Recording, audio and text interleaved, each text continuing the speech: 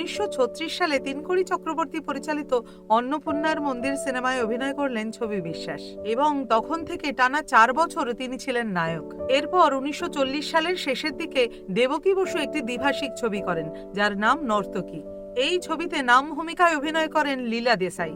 ছবি বিশ্বাসও এই নর্তকীতে অভিনয় করলেন। তখন তার 40 বছর বয়স। কিন্তু দেবকী বসু এই ছবিতে ছবি বিশ্বাসকে একটি চ্যালেঞ্জিং রোল দিলেন। রোলটা ছিল একজন স্বামীজির, যার বয়স অন্তত 80 বছর। অন্য কোনো অভিনেতা হলে হয়তো এই চ্যালেঞ্জ নিতে সাহসই পেতেন না, কিন্তু ছবি বিশ্বাস দুরন্ত অভিনয় করলেন। ছবিটি মুক্তি পেল 1941 সালের 14ই জানুয়ারি।